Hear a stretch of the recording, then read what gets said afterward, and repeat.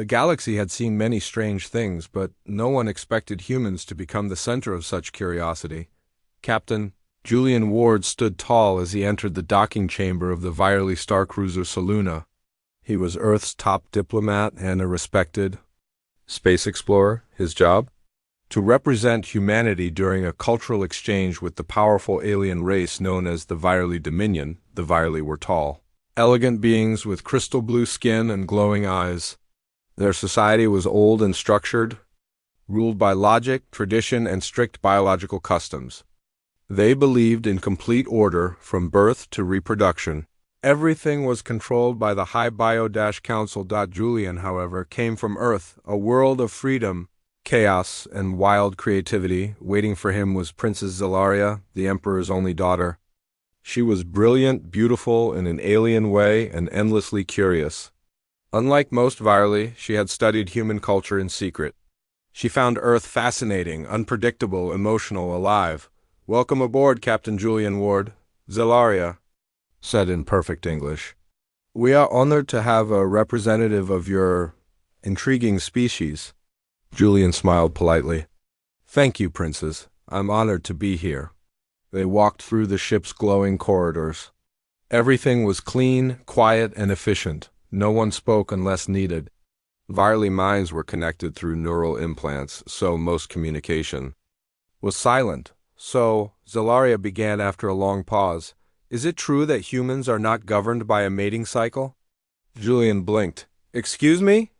I mean—" She tilted her head, glowing eyes wide. "You can mate at any time?"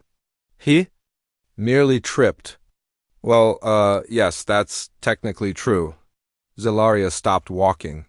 "Fascinating," she said, her voice filled with awe.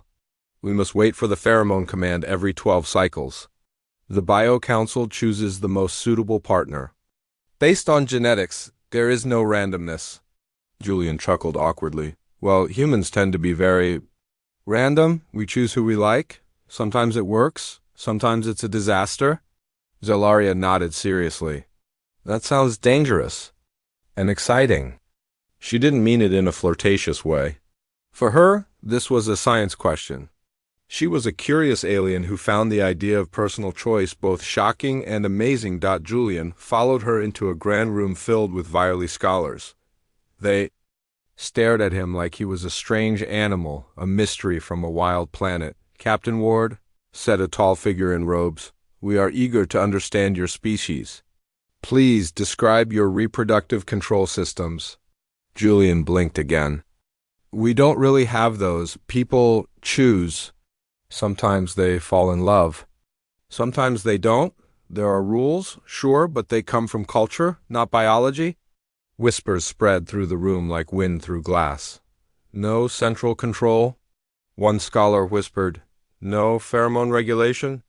Said another. "Chaos." Someone muttered .xel single quotes. Arya stepped forward. "And yet," she said with pride, "humans have spread across multiple star systems. Their species thrives. This is not chaos, it is freedom." The room fell silent. Later that night, Zelaria invited Julian to the observation deck. It overlooked a beautiful nebula, pink and blue clouds of cosmic dust stretching across space. For a moment, everything was peaceful. "You must think." "We are strange," Zelaria said softly. Julian looked at her. "No stranger than we must seem to you." She turned to face him. "I read your literature. Your music, your films, your people feel everything so deeply. Joy, pain, desire, sorrow. We are not like that. Emotions are inconvenient." "But they make us who we are," Julian said. Zelaria hesitated. "I envy that." He was surprised. "You're a princess? You have everything?" "I have nothing. I chose for myself," she said. "Even my future mate is selected by the council. He's efficient, healthy, tall. I do not love him. I don't even like him." Julian was quiet for a moment. "That's awful," she nodded. "That's why I study your people. Because you live differently. Because you love without permission." Then she leaned closer, studying his face like he was a puzzle. "You mean you can mate any time?" She asked again. Julian laughed, shaking his head. "Yes, but it's more complicated than that. We have feelings.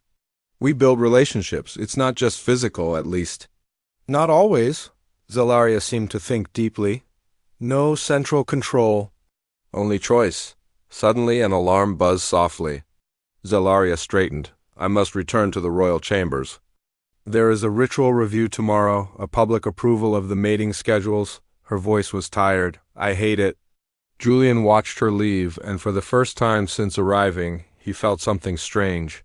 He wasn't just a diplomat anymore. Something deeper was happening here. Maybe it was friendship. Maybe it was the beginning of a bigger change for both their worlds. Princess Zelaria stood in front of a large mirror in her private chamber. Virally royal robes shimmered with light, but her face looked tired. Today was the mating schedule ceremony, one of the most important traditions in Virally culture. It was also one of the things she hated most. In her society, mating was not about love or desire. It was a duty, organized by the High Bio Council. The council chose who would unite when it would happen, and even the location. No one could say no, but ever since meeting Captain Julian Ward, the human diplomat, strange thoughts kept growing in her mind. He spoke of choice, of love, of people following their own hearts, not just commands. She touched the necklace Julian had gifted her the night before, a simple earth-made pendant shaped like a star. A small thing, he had said, but it means freedom where I come from. She hid it quickly when the door opened. Princess, said her assistant, your mate designate is waiting. Of course he is, she sighed. In the Grand Bio chamber, thousands of Virally watched silently. No one clapped, no one smiled.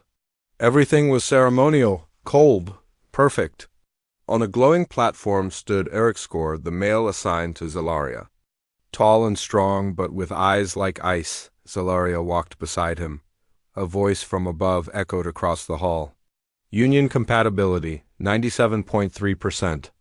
Emotional risk, 0.4%. Genetic strength, optimal. Approval, granted. That was it. Their lives had just been joined by a computer's voice. Zelaria looked at Ericskor. He nodded once, expressionless. This is madness, she whispered under her breath. She turned, scanning the audience. Her eyes locked onto Julian, standing at the back in his Earth uniform. His face was unreadable, but his presence gave her courage. Suddenly, she raised a hand. I reject this union, she said loudly. Dots echoed through the chamber. People froze. Even the council looked stunned. That is forbidden, shouted a senior bio lord. Only the council may reject a match. I am the princess, she said calmly, and I choose not to bind myself to a stranger. Back in her chambers, guards surrounded her. Council members stormed in, shouting. The emperor had not spoken yet, but the pressure was building. You've embarrassed the royal line, one elder said. Your emotions are clouded by human influence. Another accused. Zelaria stood tall. Or perhaps I've just learned that choice is not weakness. Meanwhile, Julian had problems of his own. He was pulled into a private meeting by Scholar Vyram, a Virally scientist who had always been curious about humans, maybe too curious. You don't understand what you've done, Vyram said. Her rejection of the council's choice could trigger political chaos. Julian crossed his arms. She made a personal decision. Isn't that her right? Vyram gave a bitter laugh. We don't believe in such rights. Our system depends on balance, on control. Your species, you are chaos. And now that chaos has touched our royal blood. Julian frowned. You make it sound like a disease. It is, Vyram whispered. And some of us want to study it further. He pulled up a screen. Images of secret labs flashed, human DNA samples. Artificial embryos? Notes labeled Project Harmony. They're trying to create hybrid beings? Julian asked, horrified. Not just hybrids, Vyram said. They want to create a new class of Virally, one immune to choice, strong like humans but fully controlled. Julian clenched his fists. That's slavery, Vyram nodded. Yes, that's why I'm telling you. Back at the palace, Zelaria stared out into space from the observation deck. Her world was falling apart. She had broken the rules, shamed her family, and now stood at the center of a storm. Julian arrived quietly. I saw what you did, he said. That took courage, she smiled faintly. I don't feel brave, I feel scared, he stood beside her. That's how freedom feels at first. They sat in silence for a while, watching the stars. I think they're planning something terrible, Julian finally said. He explained what Viram had shown him, the secret lab, the hybrid project. Solaria's expression hardened. That's against our own laws. They don't care, Julian replied. They see humans as a virus, she looked at him. Then we need to show them who we really are. The next day, Zelaria shocked everyone again. She summoned the imperial court, something only the emperor or princess could do. Dressed in a simple robe, she stepped onto the central platform. Julian stood behind her, a symbol of everything. The vilely feared, and perhaps needed, my people, she said clearly. Our traditions have served us for a long time. But now we face something new, humanity, a species unlike ours. They are emotional, chaotic, free, and yes, frightening. Gasps and murmurs filled the room. But they are also strong, creative, alive. We must not fear them. We must learn. The Lord interrupted. They will destroy our culture. No, Zelaria said. Only we can do that by refusing to grow. She turned to Julian. This human has shown me a new way, not better. Not worse, but different. And I believe we need difference. The Emperor finally stood. His voice was deep and ancient. And do you wish to become one of them? Zelaria bowed her head. No, father. I wish to remain Virely, but with the freedom to choose. That night, she and Julian met again under the stars. You know this won't be easy, he sighed. I know, she replied. But something tells me nothing worth having is ever easy. He smiled. That sounds like something a human would say. She laughed softly, and for a moment, two very different worlds seemed a little closer. The air inside the Virely royal palace felt heavy. Something had changed. Ever since Princess Zelaria stood in the imperial court and spoke of freedom and choice, a strange energy spread through the Starcruiser Saluna like a silent fire. Some Virely were shocked, others were curious. But a few were furious. Hidden deep in the chambers of the High Bio Council, secret meetings were taking place. The elders whispered words like corruption, infection, and worst of all, human influence.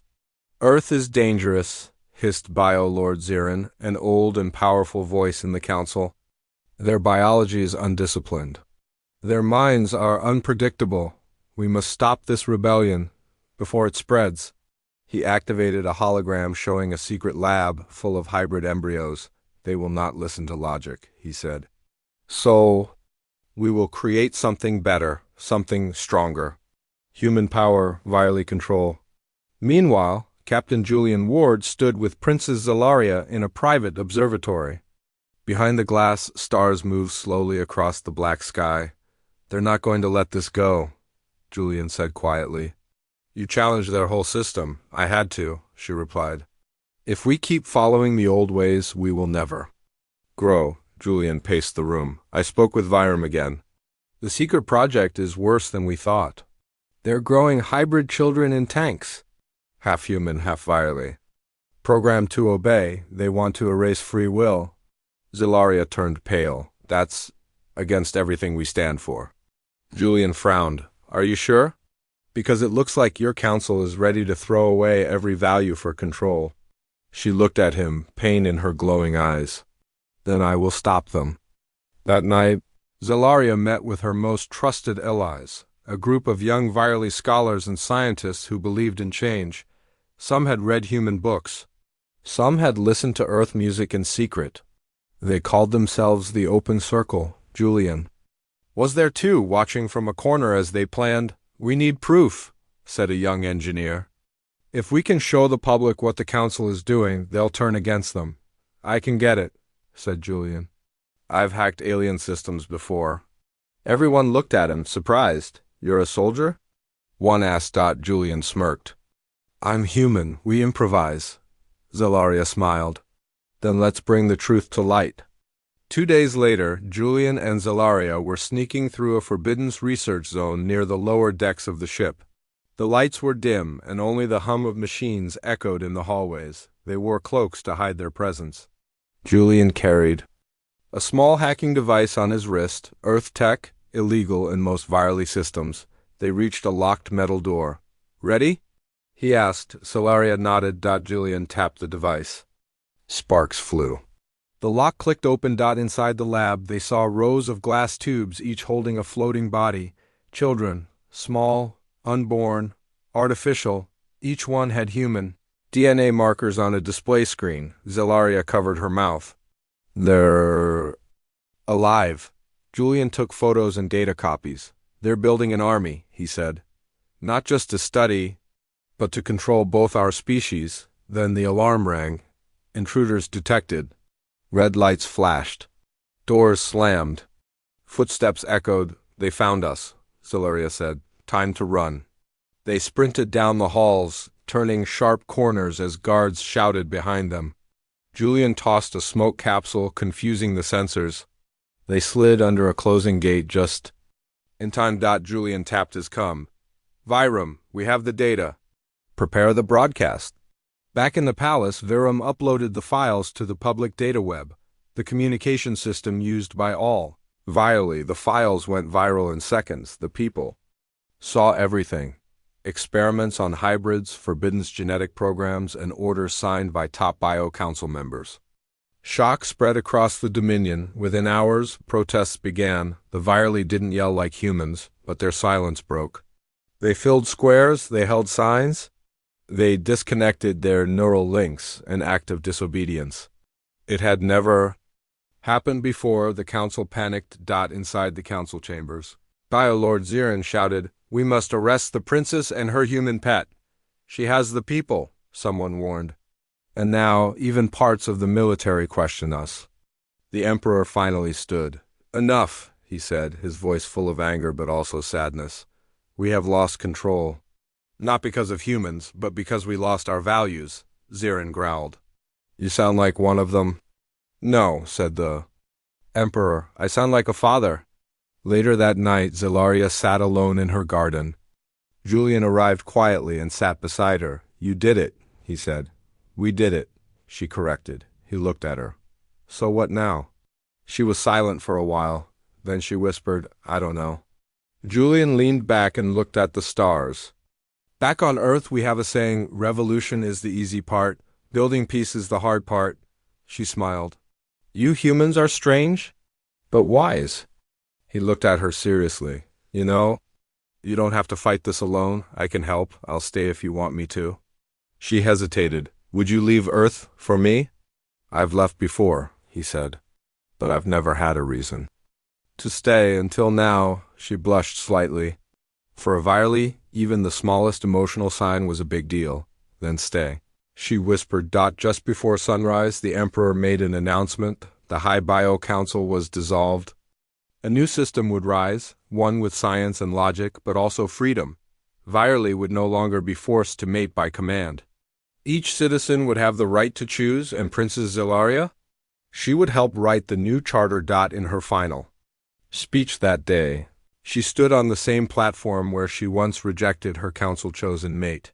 "I was born a royal," she said, "but now I choose to be something more, a voice for change.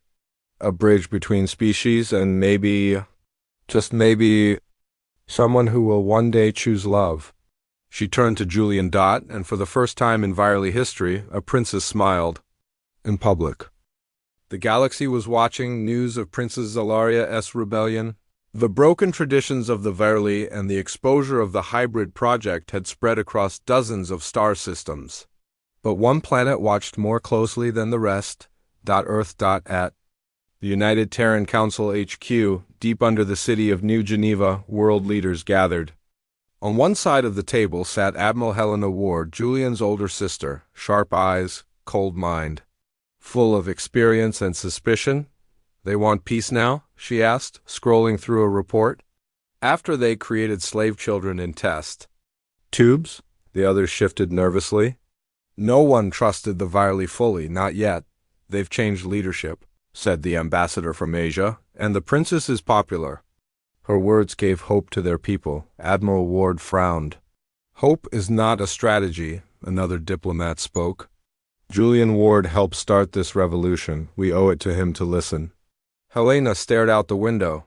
He better know what he's doing. Far above Earth in the royal ship Saluna, Princess Zilaria stood on the Alliance deck. She looked nervous but focused. Around her were both Viley officials and a few human delegates. The new joint council was forming. Julian stood beside her, adjusting his uniform. "You sure about this?" he asked quietly. "No," she whispered. "But I've learned something important from your species." "What's that?" She looked up at him. "You don't need to be sure. You just need to try." A hologram screen activated. Earth's leaders appeared in front of them. Admiral Helena Ward's image stood tall. "This is Admiral Ward," she said. "You are speaking to Earth's unified command. State your intentions." Zilaria stepped forward. Her voice was calm. "We wish for peace, we wish for alliance, and we wish for forgiveness." "Forgiveness?" Helena asked. "Your council tried to turn humans into tools." Zilaria bowed her head. "That council no longer exists. They were judged by our people. You will find no defenders left." Helena looked at Julian. "And you? Did you lead my brother into danger?" Julian stepped up, standing proudly beside the princess. "No, Admiral," he said. "I followed her lead, and I'd do it again." Helena's expression didn't change. "Then explain something. Why should Earth trust the Viley now?" Julian took a deep breath. "Because they've done what few species dare to do. They looked at themselves and chose to change." He continued, voice clear. "We discovered the truth together. We exposed the crimes. And the Viley people, not just Zilaria, rose up. That's not weakness. That's strength." Helena crossed her arms. "And if they break this promise?" Julian looked straight at her. "Then we'll stand together and stop them, like humans always do." Silence. Then Helena nodded. "All right, one step at a time. Earth agrees to observe your reforms, but no formal alliance yet. You earn our trust, not ask for it." The call ended. Zilaria sighed. "That went better than I expected." Julian laughed. "That was my sister. It went much better than I expected." Later that night, Zilaria walked through the gardens of Saluna alone. Stars stretched across the sky like diamonds. She felt something strange inside freedom. But it also came with fear. Change was exciting, but also dangerous. She looked up at the moon above Earth. Can two worlds truly live as one?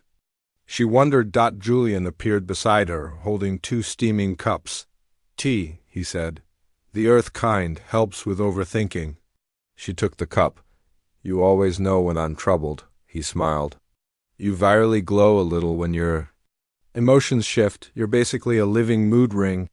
She chuckled softly. "Then must be glowing like a star right now." He sat beside her. "We've started something big," he said. "But some enemies don't like change."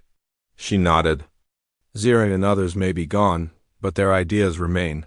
In shadows, in whispers, Julian tapped his communicator. "That's why we sent probes." Earth satellites picked up strange signals near the Nirax belt. Viley territory? Yes, but off the charts. No registered cities, just activity, hidden bases. Zilaria's eyes narrowed.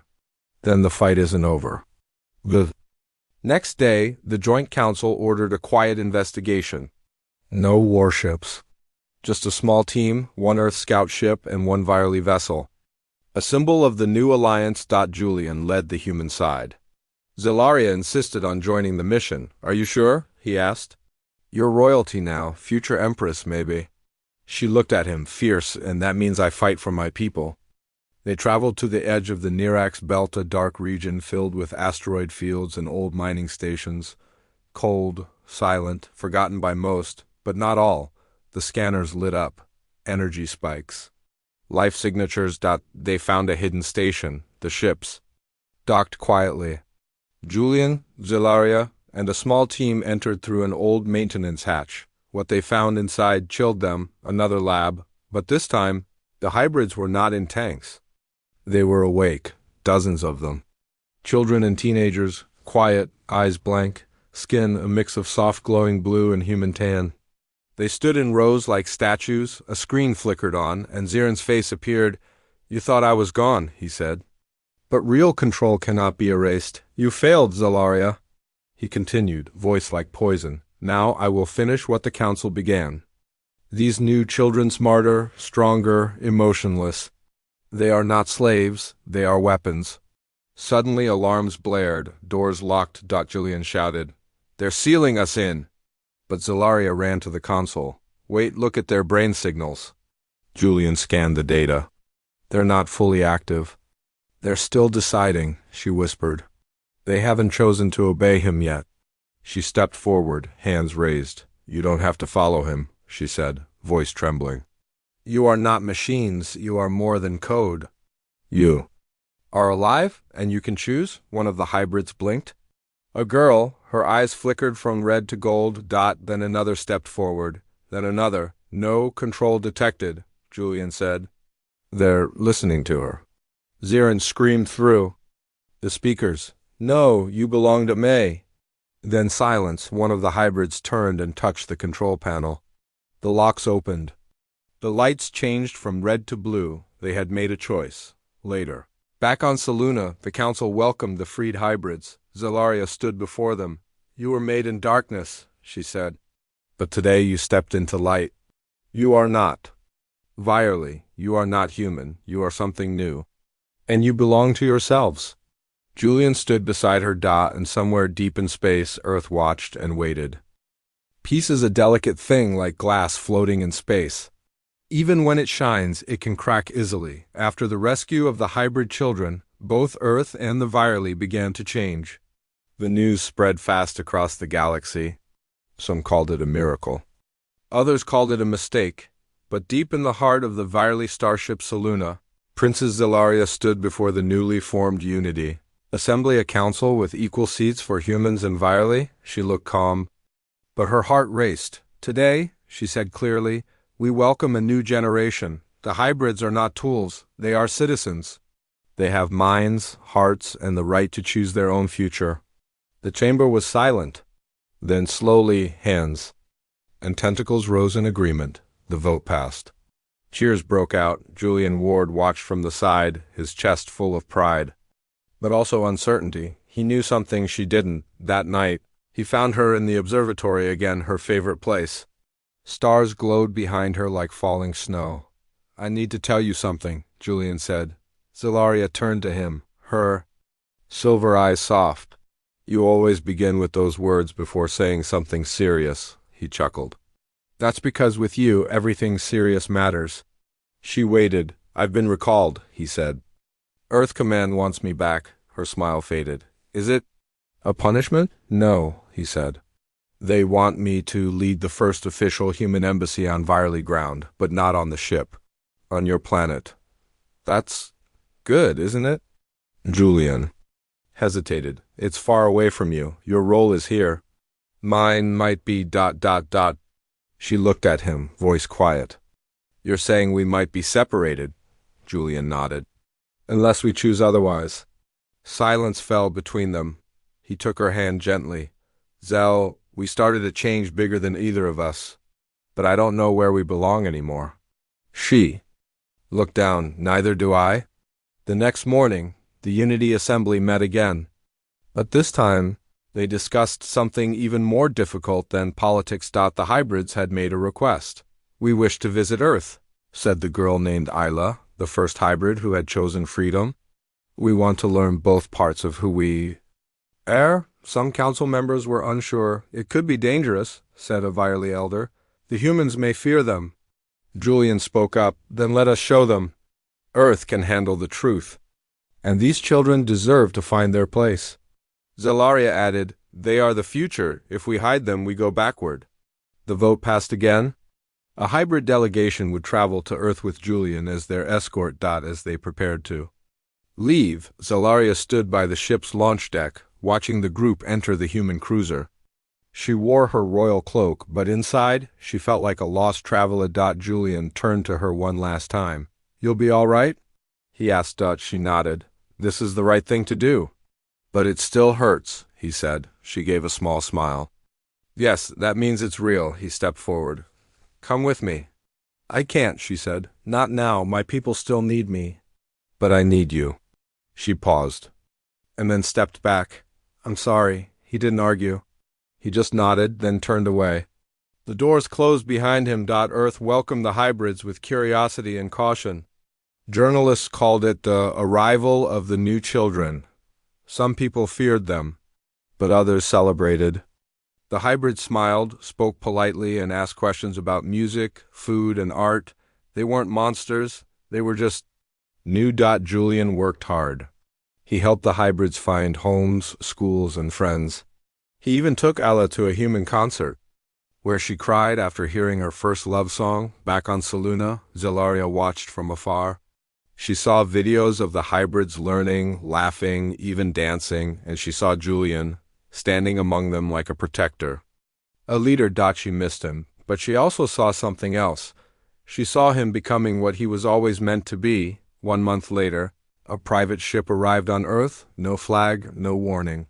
Just one passenger, Princess Zelaria. Julian was giving a speech at the Hybrid Education Center. When she walked in, he froze. Everyone turned to look. Sorry, she said, her voice soft but strong. I'm not used to knocking. Julian stepped off the stage. Zell, I finished my duties, she said. The council is stable. The Viley are ready to walk on their own now. He looked stunned. So why are you here? She stepped closer. You once told me humans don't always wait until they're sure. Sometimes they just try, he laughed gently. You remembered that? I did, and now I want to try with you. He smiled, then, without needing permission, they embraced. No one spoke. The room just filled with the sound of quiet, honest joy. Months passed. The hybrid children began teaching others. Some started writing books. One of them painted a massive mural in New Tokyo showing Earth and the Viley, homeworld reaching toward each other. Julian and Zelaria worked together, building a true alliance. Not through treaties, but through trust. Through time. At a gathering of both species, a Viley elder once asked, Is it true that humans can mate any time? Julian smirked. We can, but that doesn't mean we should. The crowd laughed. XEL single quotes. Arya added, Humans taught us something we never truly understood. Before, what is that? The elder asked. She looked at Julian. That choice is more powerful than command. And love is stronger than programming. One night, under the same stars where everything began, Julian asked her, Do you ever regret it? Giving up your throne, your planet, your old life? She leaned on his shoulder. No, she said. Because I found something greater. What's that? She smiled. A life I chose.